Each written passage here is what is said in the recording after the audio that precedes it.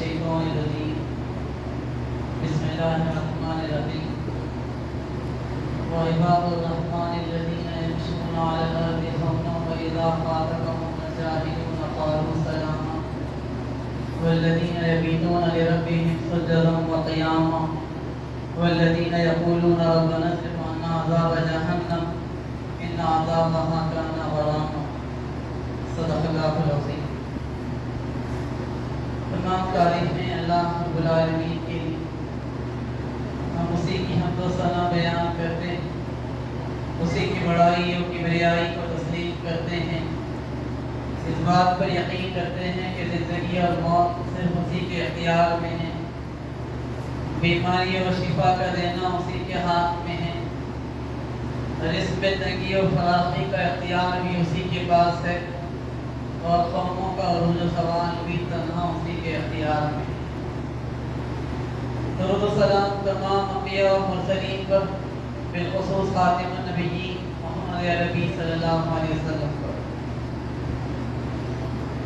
سامعین محترم، ہم نے ماہ صیام گزارا. اللہ رب العالمین نے ہم کو اس بات کا موقع عطا فرمایا کہ اس مہینے کے اندر ہم اللہ رب العالمین کا قرب بھی حاصل کریں، اپنے گناہوں کی مغفرت کا سامان بھی کروائیں، اور آئندہ ایک نئی زندگی گزارنے کا عزم بھی کریں. اب آئیے کچھ باتیں ماہ صیام کے بعد ایک بندے مومن کی زندگی کیسی گزرنی چاہیے. قرآن حکیم نے سورہ فرقان کی آخری آیات میں ان اوصاف کا، ان کوالٹیز کا تذکرہ کیا ہے جو اللہ رب العالمین اپنے مومن بندوں کے اندر دیکھنا چاہتا ہے. یہ وہ خصوصیات ہیں جو اللہ رب العالمین چاہتا ہے کہ ہر بندے مومن کے اندر پروان چڑھے. اور یہاں پر ان خصوصیات کا تذکرہ کرتے ہوئے کہا گیا کہ عباد الرحمن، رحمان کے بندے ہیں وہ. گویا یہ وہ بندے ہیں جن پر اللہ رب العالمین اپنی صفت رحمانی کے ساتھ توجہ فرماتا ہے. خدا کی شان رحمت کے ساتھ ان بندوں کے ساتھ معاملہ کیا جاتا ہے جو کہ ان خصوصیات کو، ان کوالٹیز اور ان اوصاف کو اپنے اندر پروان چڑھائیں. تو اس کے اندر جو سب سے پہلی چیز بتائی گئی، الذین یمشون علی الارض ہونا، یہ وہ لوگ ہیں جو زمین کے اوپر نرم چال چلا کرتے ہیں. انسانی چال انسانی پرسنالٹی کو ظاہر کیا کرتی ہے. ایک متکبر انسان کی چال، ایک سادگی پسند انسان کی چال، ایک فقیر کی چال، ایک حکمران کی چال، یہ ساری چیزیں انسانی شخصیت کو ظاہر کر دیتی ہیں جب انسان چلتا ہے. نبی اکرم صلی اللہ علیہ وسلم کے چلنے کا طریقہ ایسا تھا جیسے کہ کسی سلوپ پر آپ اتر رہے ہو. انسان کسی ڈھلان پر، کسی اتار کے اوپر اترے تو وہ تیز تیز بھی اترے گا اور جمع کر قدم بھی رکھے گا تاکہ وہ پھسل نہ جائے. تو نبی اکرم صلی اللہ علیہ وسلم کے چلنے کا مستقل طریقہ یہی تھا کہ آپ تیز بھی چلا کرتے تھے اور قدم جمع کر بھی رکھا کرتے تھے. اور یہی طریقہ اسوہ رسول ہونے کی حیثیت میں اہل ایمان کو اپنانا چاہیے. ایک موقع پر حضرت عمر فاروق رضی اللہ تعالیٰ عنہ نے ایک شخص کو دیکھا جو کہ ایک مریض سی چال چل رہا تھا، بیماروں کی سی چال چل رہا تھا. حضرت عمر نے اپنا کوڑا اٹھایا اور کہا کہ سیدھے چلو ورنہ یہ کوڑا میں تمہاری پیٹھ پر برساؤں. تو یہ بات بھی ناپسندیدہ ہے کہ انسان غیر ضروری ایسی عاجزی اور انکساری کے رویے کو اختیار کرے جس کے نتیجے میں وہ بیمار محسوس ہونے لگے. اور وہ رویہ بھی پسند نہیں ہے جو قارون نے اختیار کیا تھا کہ زمین پر پیر پٹکتا ہوا، اتراتا ہوا اور اکڑتا ہوا چلتا تھا. اور بالآخر فخسفنا به وبداره الارض، ہم نے اس کو زمین کے اندر پھنسا دیا. قرآن نے بات بتائی.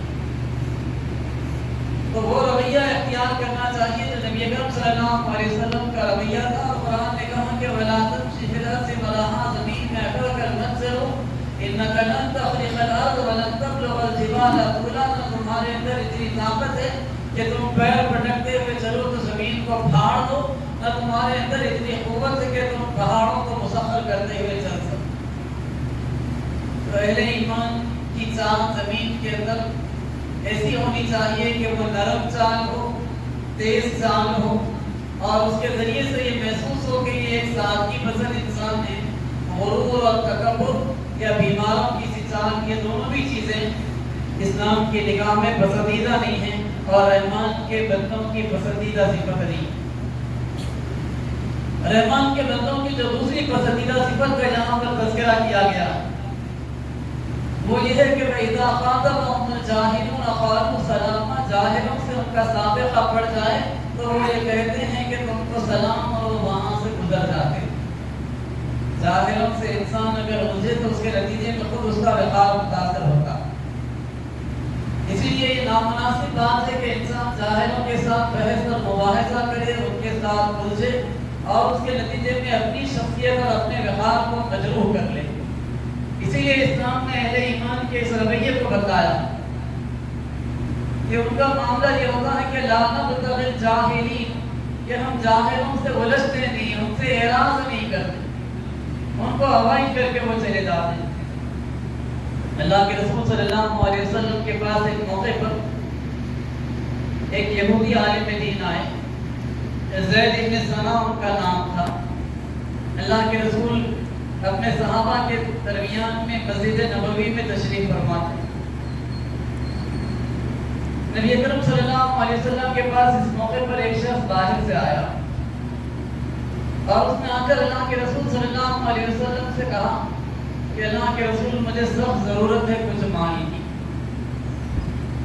نبی اکرم صلی اللہ علیہ وسلم نے وہاں موجود صحابہ سے دریافت کیا، کسی کے پاس دینے کے لیے کچھ نہیں تھا۔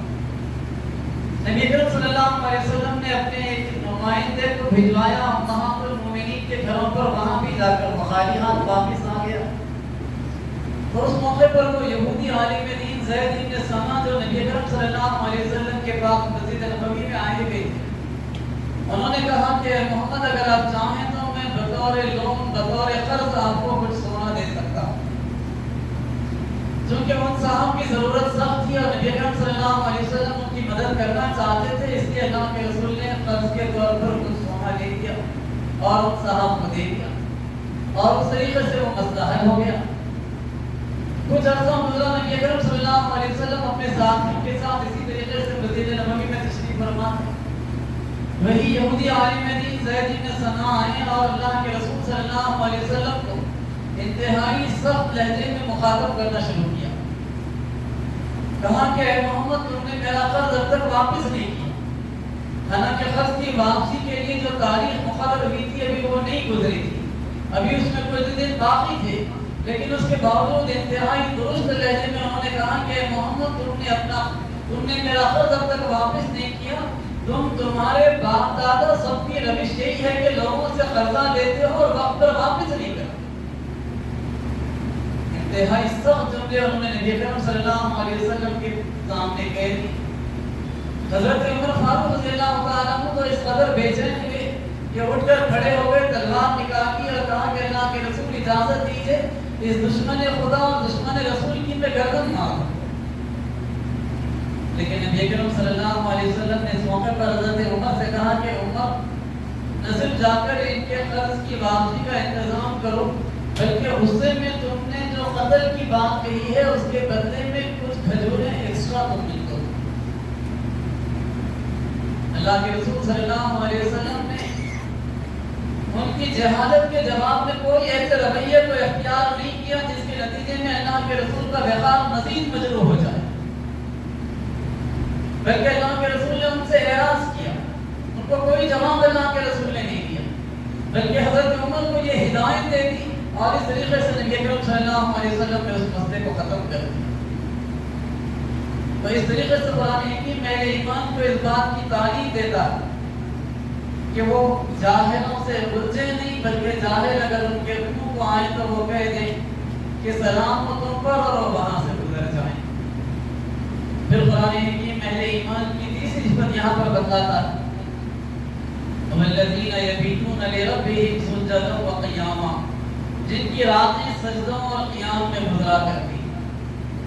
اہل ایمان کی رات کا آغاز بھی نماز سے ہوا کرتا ہے اور رات کا اختتام بھی نماز پر ہوا کرتا ہے، اور پھر درمیان میں کبھی ان کی آنکھ کھل جائے تو بستر پر بھی وہ اللہ کو یاد کرتے ہیں، ان کی راتیں غافلوں کی مانند نہیں گزرا کرتی، وہ سوتے ہوئے بھی اللہ کا ذکر کرتے ہیں، سونے سے پہلے اللہ کا ذکر کر کے اور پھر رات میں آنکھ کھل جائے تو بستر پر کروٹیں لیتے ہوئے بھی اللہ رب العالمین کو یاد کیا کرتے، اٹھتے بیٹھتے چلتے پھرتے کروٹیں لیتے ہر طریقے سے وہ اللہ رب العالمین کو یاد کرتے ہیں، وہ کبھی غافل نہیں رہتے، اور ان کی شان یہ ہے کہ ان کی راتیں سجدوں اور قیام میں گزرا کرتی ہیں، گویا حسب توفیق وہ رات کے آخری حصے میں بھی اٹھا کرتے ہیں، اپنے رب کو یاد کیا کرتے ہیں۔ وَبِأَسْحَارِ هُمْ يَسْتَغْفِرُونَ، یہ وہ لوگ ہیں جو سحر کے موقع پر استغفار کیا کرتے ہیں۔ اسی طرح قرآن نے یہ بات بتائی کہ أَمَّنْ هُوَ قَانِتٌ آنَاءَ اللَّيْلِ سَاجِدًا وَقَائِمًا يَحْذَرُ الْآخِرَةَ وَيَرْجُو رَحْمَتَ رَبِّهِ، یہ وہ لوگ ہیں جو سجدے کیا کرتے ہیں، قیام کیا کرتے ہیں اور اپنے پروردگار کو خوف اور امید کے ساتھ پکارا کرتے ہیں، رات کے موقع پر یہ اپنے رب سے غافل نہیں ہوا کرتے۔ کبھی کہا گیا کہ کانوا قلیلا من اللیل ما یہجعون، راتوں کو یہ کم سویا کرتے ہیں۔ اللہ کے رسول نے ایک موقع پر یہ بات بتائی کہ تمہارے پروردگار کو حضرت داؤد علیہ السلام کی رات کی نماز بہت پسند تھی، اور پھر صحابہ کو نبی اکرم صلی اللہ علیہ وسلم نے تفصیل بتلائی کہ انہوں نے اپنی رات کو 6 حصوں میں تقسیم کر رکھا تھا۔ ابتدائی 3 حصے وہ آرام کیا کرتے تھے، پھر 2 حصے تہجد کی نماز ادا کیا کرتے تھے، اور پھر آخری حصہ وہ آرام کیا کرتے تھے۔ گویا رات کے 6 حصوں میں سے 4 حصے وہ آرام کرتے تھے اور 2 حصے تہجد کی نماز ادا کیا کرتے تھے، اور اللہ کے رسول نے کہا کہ تمہارے رب کو یہ نماز بڑی پسند ہے۔ تو نبی اکرم صلی اللہ علیہ وسلم نے اپنے رات کے 3 حصے کیے ہوئے تھے، ایک حصہ آپ آرام کرتے تھے، ایک حصہ آپ نے اپنی بیویوں کے لیے مخصوص کر رکھا تھا، اور ایک حصہ آپ قیام اللیل کیا کرتے تھے۔ تو اہل ایمان کی یہ خصوصیت اللہ کی نگاہ میں ایک پسندیدہ خصوصیت ہے کہ وہ رات کو اپنے پروردگار کے آگے قیام کریں، اس کے لیے رکوع اور سجدہ کریں، اس سے استغفار کریں۔ تو یہ تیسری خصوصیت ہے رحمان کے پسندیدہ بندوں، اور یہ وہ خصوصیات ہیں جس کے نتیجے میں اللہ رب العالمین اپنی صفت رحمانی کے ساتھ بندوں کی طرف متوجہ ہوا کرتا ہے۔ اللہ رب العالمین بندوں سے بدلہ لینے، بندوں کو سزا دینے، ان سے انتقام لینے کے لیے بے چین شخصیت نہیں، بلکہ ان کو معاف کرنے، ان سے درگزر کرنے، ان کے ساتھ فضل و کرم کا معاملہ کرنے والی ہستی۔ اسی لیے اس نے یہ بات بتائی کہ كَتَبَ رَبُّكُمْ عَلَىٰ نَفْسِهِ الرَّحْمَةَ، تمہارے رب نے اپنے اوپر رحمت کو لکھ لیا۔ یہ نہیں کہا کہ غضب کو لکھ لیا، بلکہ یہ بات بتائی گئی کہ تمہارے رب نے اپنی رحمت کو لکھ لیا۔ اور نبی اکرم صلی اللہ علیہ وسلم نے حدیث قدسی کے الفاظ بتائے، ان رحمتی سبقت غضبی، کہ بے شک میری رحمت میرے غضب پر سبقت لی گئی، گویا کہ میری رحمت حاوی ہے غضب کے بالمقابل۔ قرآن نے ایک جگہ یہ بات بتائی کہ وَعَرْشُهُ عَلَى الْمَاءِ، اللہ رب العالمین کا عرش پانی کے اوپر قائم ہے۔ اس کی تشریح کرتے ہوئے مولا علی قاری رحمۃ اللہ علیہ یہ بات لکھتے ہیں کہ یہ بات کہی جا سکتی تھی کہ اللہ کا عرش کسی اور چیز پر قائم ہے، خاص طور پر پانی پر قائم ہے، کہ کہنے کا کیا مطلب ہے؟ اور اس کی بات وہ یہ کہتے ہیں کہ رحمت کو اگر کسی شکل میں کنورٹ کیا جائے، رحمت کو کسی فارم میں ڈھالنے کے لیے کہا جائے، تو رحمت پانی اور بارش ہی کی شکل اختیار کرے، اور آگ کو کسی شکل میں کنورٹ کیا جائے تو وہ غضب کی شکل اختیار کرے گی۔ غضب اور آگ ایک دوسرے کے قریب قریب ہمانے ہیں، اور رحمت اور پھر اس کے ساتھ ساتھ پانی، یہ دونوں ایک دوسرے کے قریب ہیں۔ تو اللہ رب العالمین نے وَعَرْشُهُ عَلَى الْمَاءِ کہا کہ اس کا عرش پانی کے اوپر قائم ہے۔ یہ بات نہیں بتائی گئی کہ اس کا عرش آگ کے اوپر قائم ہے۔ تو اس کا مطلب یہ ہے کہ خدا کی جو حکمرانی ہے، خدا کا جو اقتدار ہے، یہ رحمت کے ساتھ قائم ہے، یہ غضب کے ساتھ قائم نہیں ہے۔ اللہ رب العالمین بندوں پر رحم کرنے کے معاملے میں آگے ہے بنسبت غضب کرنے کے معاملے، اور وہ چاہتا ہے کہ اس کے پسندیدہ بندے ان صفات ایمان کو اختیار کریں، رمضان ہی میں نہیں بلکہ رمضان کے بعد کی زندگی میں بھی، تاکہ اس کے ذریعے سے وہ اللہ رب العالمین کی صفت رحمانی سے فائدہ اٹھا سکے۔ پھر چوتھی صفت یہاں پر بتلائی گئی، والذین یقولون ربنا اصرف عنا عذاب جہنم ان عذابها کان غراما۔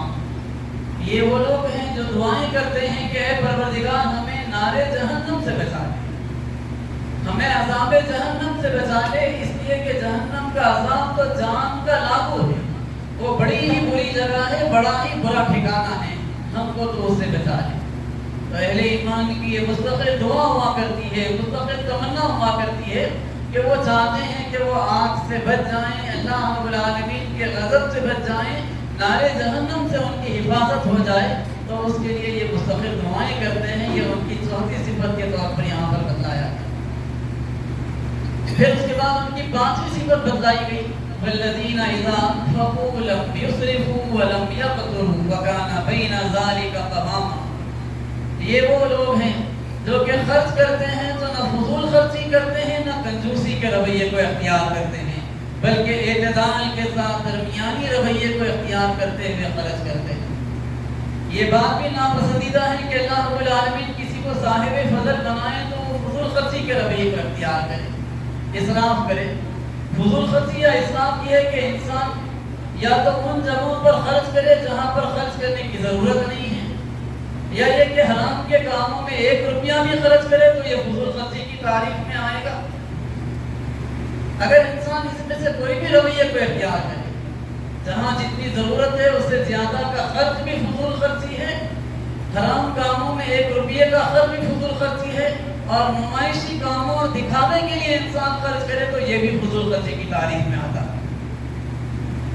اور پھر بخل یا کنجوسی یہ ہے کہ اللہ رب العالمین نے کسی کو صاحب فضل بنایا اور اس کے باوجود وہ اچھا لباس نہیں پہنے، اچھی سواری استعمال نہ کرے، اور پھر یہ کہ جو ذمہ داریاں اس کے اوپر عائد ہوا کرتی ہیں وہاں پر وہ خرچ کرنے کے لیے تیار نہ ہو، اپنی فیملی اور پھر اپنے رشتہ دار اور ضرورت مند لوگوں پر خرچ کرنے کے لیے تیار نہ ہو، یہ ساری چیزیں بخل اور کنجوسی کی تعریف میں آیا کرتے ہیں۔ اس لیے اہل ایمان سے مطالبہ یہ ہے کہ وہ اعتدال کے ساتھ خرچ کریں، وہ اپنے اوپر بھی خرچ کریں، اپنے رشتہ داروں کے اوپر بھی خرچ کریں، دیگر ضرورت مندوں پر بھی خرچ کریں، لیکن اس بات کا خیال رکھیں کہ ان کا خرچ فضول خرچی اور اسراف نہ بن جائے، بلکہ اعتدال کے ساتھ مناسب طور پر وہ خرچ کریں۔ یہ اہل ایمان کی 5ویں خصوصیت بتلائی گئی، اور پھر ساتھی بات بتلائی گئی کہ ان المبذرین کانوا اخوان الشیاطین، اسراف کرنے والے تو شیطان کے بھائی ہیں، اور شیطان اپنے رب کا ناشکرا ہے، یہ رویہ ناپسندیدہ۔ پھر قرآن نے 6ویں صفت بتلائی رحمان کے پسندیدہ بندوں، اور کہا گیا کہ والذین لا یدعون مع اللہ الہا آخر، اسی صورت میں بھی وہ اللہ کے سوا کسی اور کو معبود کی حیثیت میں تسلیم نہیں کیا ہے۔ وہ پکاریں گے تو خدا ہی کو معبود پکاریں گے، کسی اور کے آگے وہ دعا کے لیے ہاتھ نہیں پھیلائیں گے، کسی اور کے لیے رکوع نہیں کریں گے، کسی اور کے لیے سجدہ نہیں کریں گے۔ ان کا رکوع اللہ کے لیے، ان کا سجدہ اللہ کے لیے، ان کی نماز اللہ کے لیے، ان کی قربانی اللہ کے لیے، ان کی نظر و نیاز اللہ کے لیے، سارے کے سارے مراسم میں عبودیت اللہ رب العالمین کے لیے، کسی صورت میں بھی کسی اور کی بڑائی کو وہ تسلیم نہیں کریں گے۔ اللہ ہی کا حکم مانیں گے، اللہ ہی کی اطاعت کریں گے، چاہے وہ پرسنل زندگی کا معاملہ ہو، چاہے وہ اجتماعی زندگی کا معاملہ ہو، اور وہ اس بات کی کوشش کریں گے کہ زمین پر بھی اللہ ہی کا حکم چلے، قانون بھی اللہ رب العالمین کے دیے ہوئے قانون کے تابع ہو، انسان کوئی ایسا قانون نہ بنائے جو خدا کے قانون سے بغاوت کے اوپر مبنی ہو۔ وہ پارلیمنٹ کے ممبر ہوں یا اسمبلی کے ممبر ہوں یا سینٹ کے ممبر ہوں، کسی جگہ بھی ان کو یہ بے لگام آزادی نہیں دی گئی ہے کہ وہ خدا کے قانون سے بغاوت کرتے ہوئے کوئی قانون بنائے۔ یہ ساری چیزیں اللہ رب العالمین کی بندگی کے اندر داخل ہیں کہ وہ بندگی کریں گے تو صرف اللہ ہی کی بندگی کریں گے۔ یہ سارے کے سارے معاملات وہ اللہ رب العالمین ہی کے احکام کے مطابق طے کریں گے۔ ان الحکم الا للہ، حکم چلے تو صرف اللہ ہی کا حکم چلے، ایسا نہیں کہ مسجد اور مدرسے میں تو اللہ رب العالمین کا حکم چلے اور پھر اس کے بعد مارکیٹ اور بزنس ہاؤس کے اندر عدالت اور حکومتوں کے امام میں وہاں پر انسان آزاد اور بے لگام ہو جائے اور وہاں جو چاہے کرے. کبھی شراب پر پابندی لگائے, کبھی اس کا بزنس بڑھانے کے لیے اس کی پابندی اٹھا لے, کبھی اڈلٹری کو جائز ڈکلیئر کر دے, ہومو سیکسولیٹی کو لیگلائز کر دے. یہ خدا کے قانون سے بغاوت کر رہی ہے. چاہے سپریم کورٹ اس کا پرمیشن دے, چاہے پارلیمنٹ اس کی منظوری دے دے, لیکن یہ خدا کے قانون سے ٹکرانے والا قانون اگر انسان بنائے گا تو یہ بغاوت خداوندی کے اندر آئے گا. اور خدا کے پسندیدہ بندوں کی صفت یہ ہے کہ وہ اللہ کے علاوہ کسی کو قانون دینے والا نہیں مانیں گے. قانون کا بنانا اللہ رب العالمین کا کام ہے, اور انسان جو قانون سازی کرے گا تو ان حدود میں رہ کر کرے گا جو خدا نے قانون دیا ہے. اس سے ٹکرانے والے قوانین انسان نہیں بنائے. پھر اگلی صفت بتائی گئی کہ وہ زنا نہیں کیا کرتے. اللہ رب العالمین چاہتا ہے کہ عریانیت کو ختم کیا جائے. وہ راستے جو زنا کی طرف لے جاتے ہیں ان کو بند کر دیا جائے تاکہ زنا کے امکانات بھی ختم ہو جائیں. فحاشی بڑھے, عریانیت بڑھے, گندگی بڑھے, اس کے نتیجے میں یہ راستے کھلا کرتے ہیں. تو اہل ایمان کی, رحمان کے پسندیدہ بندوں کی صفت یہ ہے کہ وہ ان راہوں کو اختیار بھی نہیں کرتے. پھر یہ بات بتائی گئی کہ وہ قتل ناحق بھی نہیں کرتے. اللہ رب العالمین نے جس جان کو محترم ٹھہرایا ہے اس کا قتل یہ انتہائی غلط کام ہے اور ایسا بھیانک گناہ ہے کہ قرآن نے یہ بات بتائی کہ وَمَن يَقْتُلْ مُؤْمِنًا مُتَعَمِّدًا فَجَزَاؤُهُ جَهَنَّمُ. جس نے جان بوجھ کر کسی مسلمان کو قتل کیا اس کی جزا تو جہنم سے کم ہو ہی نہیں.